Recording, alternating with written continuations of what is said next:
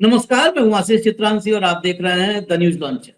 Middle east update. और आधे घंटे के भीतर मिडिल ईस्ट अपडेट में जो वर्तमान में सीज फायर के रूप में आपको नजर आ रहा है, लेकिन सीज फायर के पीछे कितनी गर्माहट, तपिश और उबाल है, अगले 30 मिनट में अमेरिका से ईरान होते हुए चीन तक का हम खबरों का सफर तय करेंगे।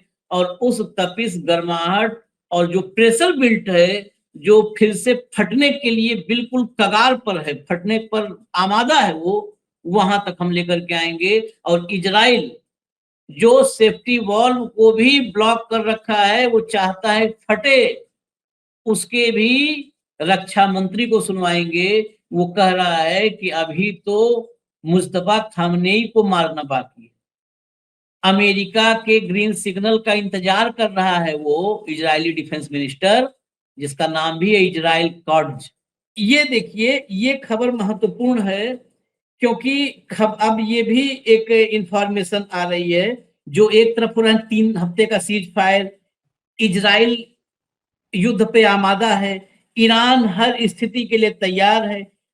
जॉर्ज डब्ल्यू बुश जो इसका जंगी बेड़ा है, जो बड़े बेड़े हैं 4-5, उसमें से एक है George W Bush. George W Bush ये हिंद महासागर में कदम रख चुका है। ये खबर है, आप ये देखिए, इस ट्वीट में पूरा जो लिखा है मैं पढ़ देता हूं। The USS George H.W. Bush aircraft carrier has arrived in the Indian Ocean within the US Central Command area of responsibility. The next 24 hour reportedly expected to be crucial. ये हिंद महासागर में ला करके इसको तैनात किया है जॉर्ज डब्ल्यू बुश को। एक ये खबर है, इस खबर के साथ जोड़िए दूसरी खबर, अगला लाइए, अगला, ये दोनों जोड़िए और तब चीन का रिएक्शन समझ में आएगा और ट्रंप की स्थिति समझ में आएगी। ये देखिए, ये इजराइल के डिफेंस मिनिस्टर हैं, इजरायली कॉट्ज। ये इनका स्टेटमेंट सुनिए। Israel is ready for the renewal of the war against Iran and targets have already been marked. मतलब दोबारा युद्ध के लिए ये तैयार हैं, रिन्यूअल के लिए, और टारगेट इन्होंने मार्क कर लिए हैं। ईरान के खिलाफ युद्ध को फिर से हम तैयार हैं शुरू करने के लिए, लक्ष्य निर्धारित कर लिए गए हैं। हम खामेनेई राजवंश के पूर्ण खात्मा और ईरानी नेतृत्व के प्रतिरूपों की स्थापना के लिए अमेरिका से हरी झंडी मिलने का इंतजार कर रहे हैं। ये हरी झंडी का इंतजार कर रहे हैं, मतलब तुरंत जैसे ही हरी झंडी मिलेगी ये मुस्तफा खामनेई की हत्या करेंगे। हम ऊर्जा संयंत्रों और बिजली स्टेशनों और प्रमुख आर्थिक बुनियादी ढांचे पर हमला करके ईरान को अंधकार युग में वापस ले जाएंगे। ये इसका स्टेटमेंट, यहां से आप समझ लीजिए सबसे महत्वपूर्ण हिस्सा खबर का आया है। इसके स्टेटमेंट को मिलाइए ट्रंप के उस स्टेटमेंट से जिसमें कहा था कि हम 24 घंटे के भीतर ईरान की सिविलाइजेशन को मिटा देंगे। ये क्या कह रहा है कि हम ईरान को अंधकार युग में वापस ले जाएंगे, खामनेई राजवंश को मिटा देंगे। जरा सुनवा दीजिए इसको, इस बेहुदे को सुनवाइए जरा। ये ישראל ערוכה לחידוש המלחמה מול איראן. צה"ל ערוך בהגנה ובהתקפה ומטרות מסומנות. ממתינים לאור ירוק מארצות הברית, בראש ובראשונה כדי להשלים את חיסול שושלת חמינאי, יוזם תוכנית ההשמדה נגד ישראל, ואת מחליפי המחליפים של מנהיגות משטר הטרור האיראני. ובנוסף, להחזיר את איראן לעידן החושך והאבן, על ידי פיצוץ מתקני האנרגיה והחשמל המרכזיים, וריסוק התשתיות הלאומיות הכלכליות. שלטון הטרור באיראן מתמחה בעיקר... बंद कर दीजिए, ऑडियो बंद कर दीजिए। भाऊ, वो सिविलाइजेशन मिटा रहा था और ये अंधकार युग में वापस, मतलब बात वही हुई, पाषाण युग में, अंधकार युग में। फिर पत्थर से पत्थर रगड़ करके ईरान वाले बिजली जलाएंगे, चिंगारी पैदा करेंगे, आग जलाएंगे, और उसमें अमेरिका, ये जो कॉट्ज है और ट्रंप, ये लोग हाथ सेकेंगे। ये खामनेई को मार देगा, मुस्तफा को भी, खामनेई राजवंश मिटा देगा, खाली हरी झंडी का इंतजार कर रहा है। इसके जो बाबूजी हैं अमेरिका में बैठे, वो 3 हफ्ते सीज फायर कर रहे हैं, उनके मुंह से बतास नहीं निकल रहा है। आशीष, दोनों फंसे हुए हैं। दोनों अपना चेहरा बचाने के लिए उलूल जुलूल वक्तव्य दे रहे हैं। भाई इसको इजराइल से लड़ना है, इजराइल को ईरान से लड़ना है। मुझे एक बताओ, इसको किसने रोका है? सीज फायर तो अमेरिका ने किया ना, आप करो। हम्म, यमन ने तो बोल दिया ना कि हम इजरायली जहाज नहीं जाने देंगे, उन्होंने तो सीज फायर का कोई तवज्जो नहीं रखी। ईरान ने 2 कब्जे में लिए ना शिप, क्योंकि उसकी ओरिजिन कहीं ना कहीं इजरायली उद्योगपति से दिख रही थी। हाँ, वो तो आपके उद्योगपति का इन्वेस्टमेंट भी नहीं जाने दे रहे वहां से। ये जहाज पे तुम्हारे उद्योगपति ने पैसा लगाया, वो यदि जू है तो उसको भी नहीं जाने दे रहे हो। ईरान ने तो सीज फायर नहीं किया। आप जाओ ना,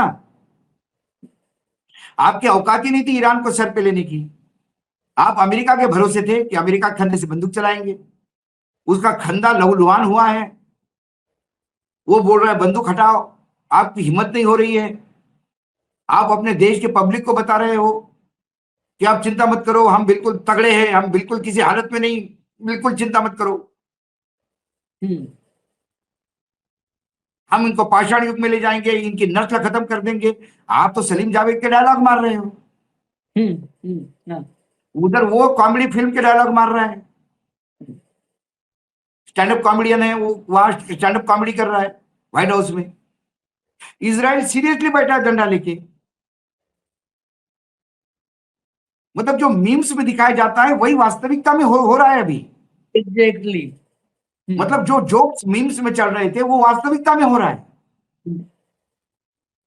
आपकी हिम्मत है तो ईरान से 2 जहाज छुड़वा के लाइए, हरमुज से लाइए छुड़वा के। आपकी औकात है तो वहां यमन ने जो कहा कि Iranian ships will not be allowed, निकाल के दिखाइए वहां से। ईरान ने तो अपने जहाज निकालवाए तुम्हारे ब्लॉकेड से भी, आप करके दिखाइए। मतलब ये सिर्फ हवाबाजी है। अमेरिका ने सीज फायर किया तो 2 वीक तक तो तुम भी चुप बैठोगे। अमेरिका ने सीज फायर किया, तुमको क्या हो गया था? तुम तो मारते, तुम क्यों चुप बैठे हो? लेबनान से लेके हुती तक क्यों चुप बैठे? ईरान पे क्यों चुप बैठे? बताते हैं। जो ट्रंप के पीछे वो 3 खड़े थे और बोल रहा था, उसने एक बात और बोली थी। वो सिर्फ अपना नहीं बताया था कि 3 हफ्ते सीज फायर, उसने उसमें ये भी कहा था कि इजराइल और लेबनान भी इजराइल भी फॉलो करेगा 3 हफ्ते सीज फायर लेबनान के साथ। ये अपना सीज फायर इनका व्हाइट हाउस से डिक्लेयर हो रहा है, और ये खामनेई राजवंश मिटा रहे हैं, अंधकार युग में ले जा रहे हैं। और अगर क्लियर करना है, अगला लाइए, अगला ट्वीट लाइए, कुछ भी छूटेगा नहीं। इस पूरे बुलेटिन को आप देखेंगे तो देखिए, रिपोर्टर ने क्या पूछा, अभी क्लिप सुनवाते हैं, पहले हम पढ़वा दे रहे हैं। रिपोर्टर ने कहा, are you angry at China for them sending stuff to Iran? क्या आप चीन पर क्रुद्ध हो, गुस्सा हो, वो ईरान को मदद कर रहे हैं, सामान भेज रहे हैं? ट्रंप ने कहा, no we do the same thing, don't we, with other countries. नहीं, मैं गुस्सा नहीं हूं, क्योंकि हम भी यही काम करते हैं बाकी देशों के साथ। हम भी, कोई देश युद्ध में होता है तो जो अपना एक पक्ष को, यूक्रेन को भेज ही रहे हैं, या तमाम ये काम करता आया है। पहली बार मुझे ट्रंप ईमानदार दिखा है। नहीं, कल तक ये बोल रहा था कि जो भी ईरान को मदद करेगा उस पर सैंक्शंस लगेंगे। हाँ, तो डर आदमी को देखिए, डर क्या करवाता है। ये डर है, यही कहा मैं कि डर ने इसको ये बोलने में मजबूर किया, क्योंकि ये चीन के खिलाफ कुछ नहीं बोल सकता। ये 2-3 बार बोला और पूरा प्रसाद पाया है, पूरा सत्यनारायण भगवान का प्रसाद पाया। सुनवाइए जरा, ये देखकर मत यकीन करिए। प्रसाद पूरे औद्योगिक क्षेत्र को बटा है भाई, सबको चीन का प्रसाद पूरा अमेरिकन इंडस्ट्रीज को बटा है।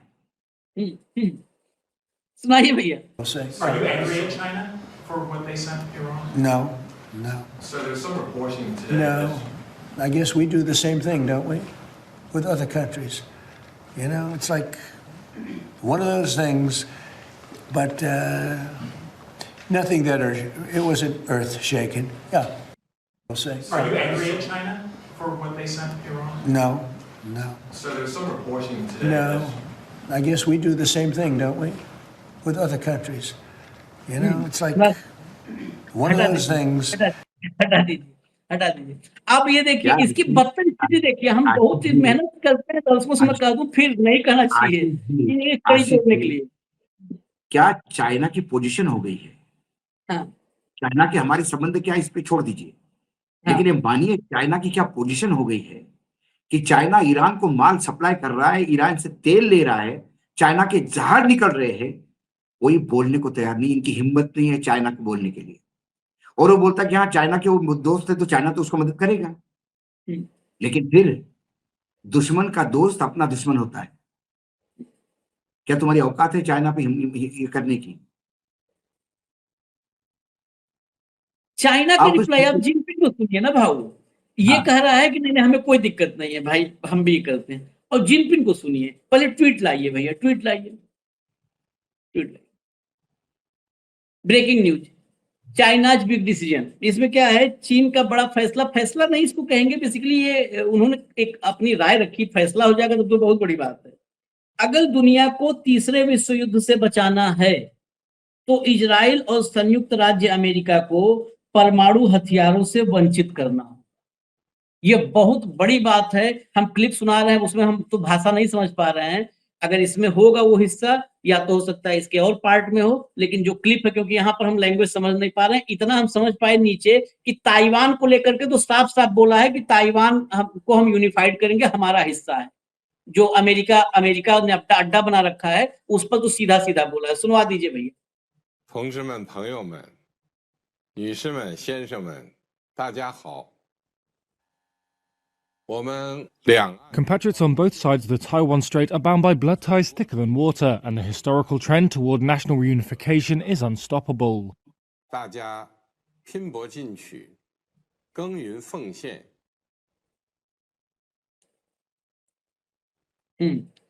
इसमें ये ताइवान वाला हिस्सा था, बाकी मुझे लगता है शायद इसमें एग्जैक्ट ना हो, क्योंकि वो लैंग्वेज हमें भी समझ नहीं आ रही है, तो हम तो ट्वीट के हवाले से लिए हैं। खैर, आप अमेरिका का रुख देखिए, और मान लीजिए परमाणु हथियार को छीनने की बात या लेने की बात तो एक विचार हो सकता है, लेकिन ताइवान पर जो रुख है ये अमेरिका पर डायरेक्ट हिट है भाऊ। जो लोग भी जियो पॉलिटिक्स में ताइवान की स्थिति को समझ रहे हैं, सीधा हिट है। वो कह रहे नहीं हमें कोई गुस्सा नहीं, ये कह रहे ताइवान हमारा है, हम यूनिफाइड करेंगे, मिलाएंगे उसको। मुझे एक बात बताओ ना, ताइवान जिस सपोर्ट पे उड़ रहा था, अमेरिका के सपोर्ट पे, अमेरिका ताइवान को लेके लगातार आंखें दिखा रहा था। एक ईरान ने पूरे विश्व का ना पॉलिटिकल रोड मैप भी बदल दिया, ये बात मान लीजिए। साउथ कोरिया के खिलाफ भी कल नॉर्थ कोरिया बोलेगा कि हम इसको सीज कर लेंगे, तो कोई आश्चर्य की बात नहीं है। साउथ कोरिया किसकी तरफ देखेगा? नजदीक मदद करने के लिए कौन है साउथ कोरिया को? जापान? अमेरिका?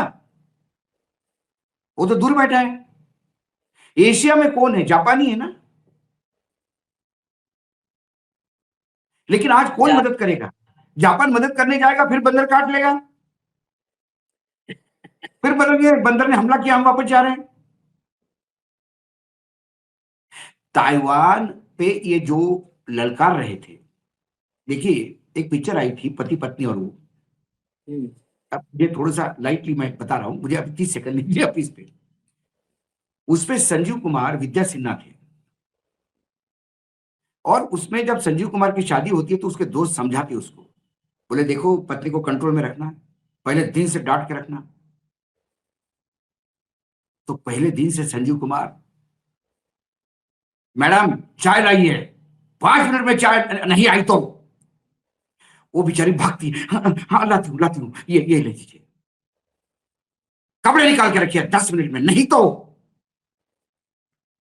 वो सुबह 2 घंटे में पक जाती है।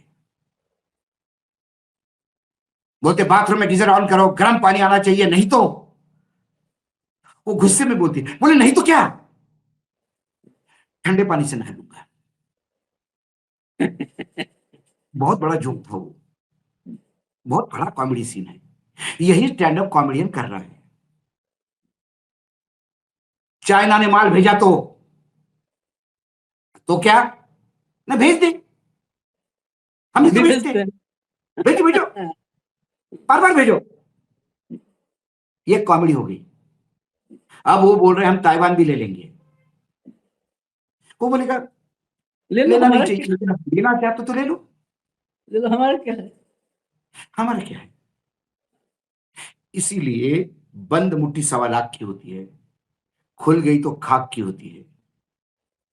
ट्रंप ने अमेरिका की मुट्ठी ऐसी खोल दी कि अब लंका भी आंख दिखाएगा उसको। सिर्फ एक देश पूरे विश्व में जो उसको अभी भी ईगो को उसका हवा देता है वो भारत है। बस उसने काल हेल होल बताया भारत को। यहाँ पे रणधीर जायसवाल ने जवाब दिया। अरे रणधीर जायसवाल ने बोला कि नहीं, it was not a good test.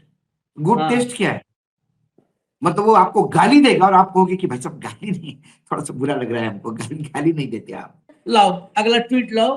हाँ, ये देखिए, डेली ईरान न्यूज, अरागची ने बोला है, हालांकि बाइट जो भी इंटरनेशनली आई है सब जगह है ये प्लेटफॉर्म पर, वो ऑडियो नहीं है लेकिन फिर भी हम आपको लाएंगे स्क्रीन पर आपके। The Strait of Hormuz will remain blocked until 11 trillion in frozen Iranian asset are released if no proposal is presented within the next 48 hours the ceasefire may end।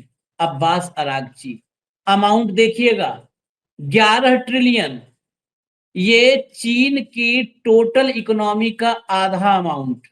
America की टोटल इकोनॉमी, हम भारत की बात नहीं कर रहे हैं, America की total economy का 1/3 है।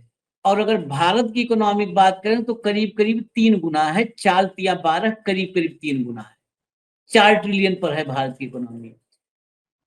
ये भारत की टोटल इकोनॉमी से 3 गुना अमाउंट है। फ्रोजन जो एसेट्स हैं ईरान के, पूरी दुनिया में फ्रोजन एसेट्स हैं, जहां पर अकाउंट में पैसे थे, बहुत सारे एसेट्स, ये अमाउंट कह रहा है। ये बहुत भयंकर शर्त है, इस तो अलग एक खबर का वो है।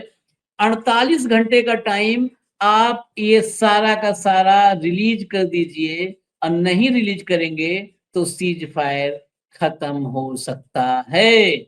ये बयान सबसे खतरनाक बयान आया है। और आगे दिखा दीजिए जरा, वो जो जारी किया गया है फ्रेम, उसमें ऑडियो मिसिंग है लेकिन फिर भी हम दिखा देते हैं।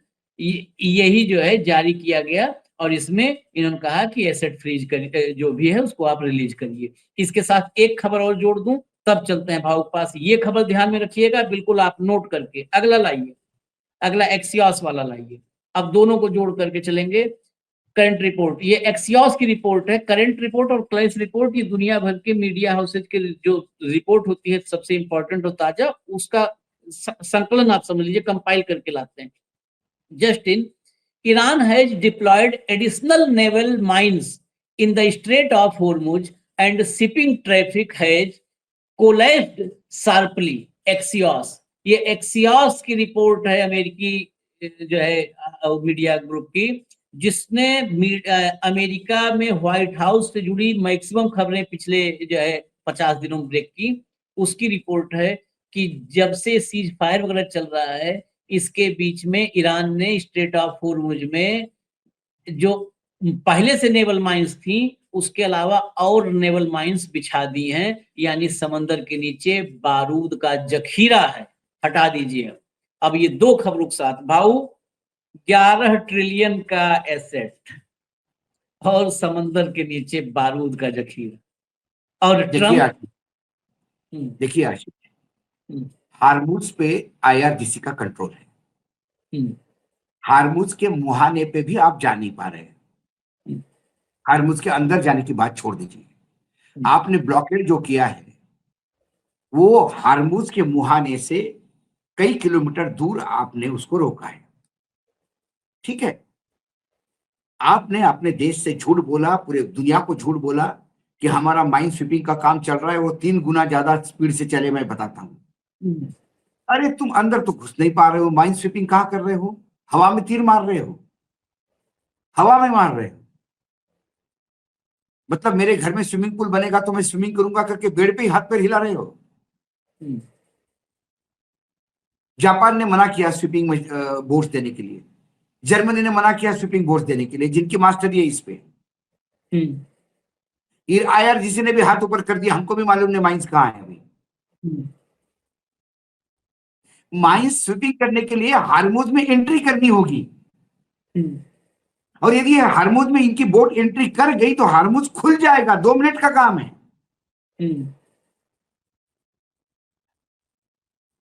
लेकिन इनकी किसी की हिम्मत नहीं हो रही है हार्मुज में घुसने की, क्योंकि ये भले ही दुनिया को बोल रहा है इनकी नेवी खत्म हो गई है, लेकिन इसको पता है कि उनकी नेवी क्या है, उनके नेवी को पता है कि उनकी नेवी क्या है।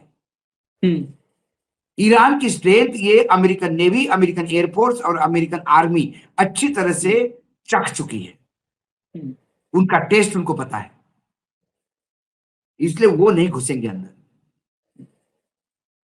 तो ये हार्मुज खोलने का सिर्फ ये हवाबाजी कर रहा है,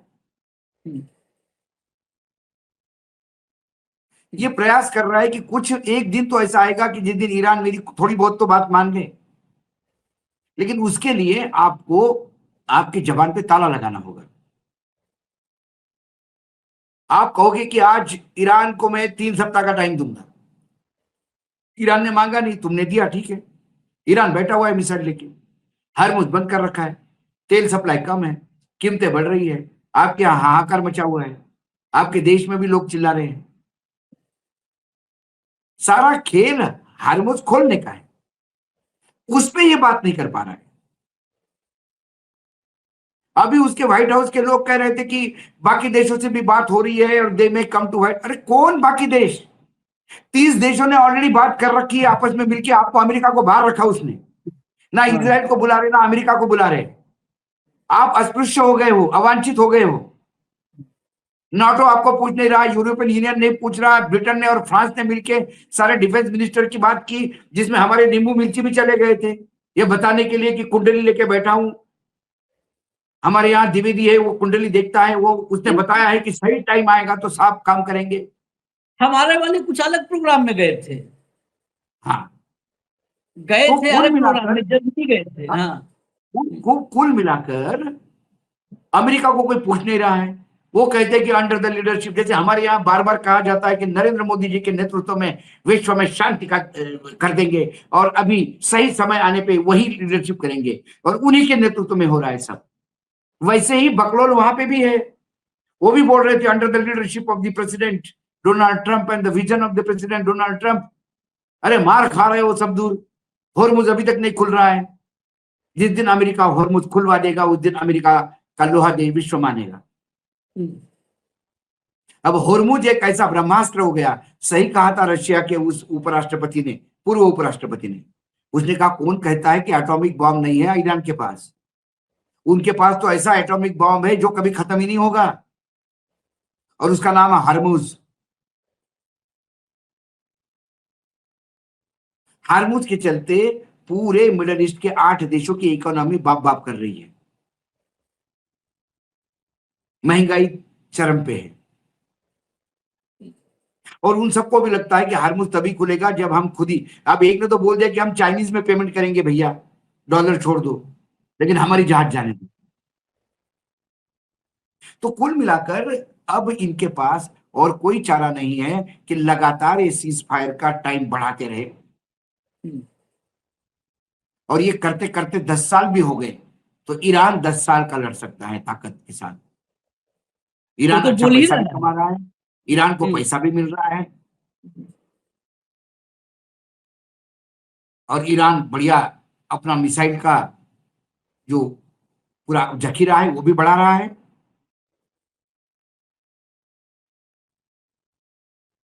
तो वो कुल तो मिलाकर इनके लगातार पास बोल रहा है see they have कि no, हम see beggars are not the choosers, ये कहावत है अंग्रेजी में। हाँ, भिखारी का चॉइस नहीं होता,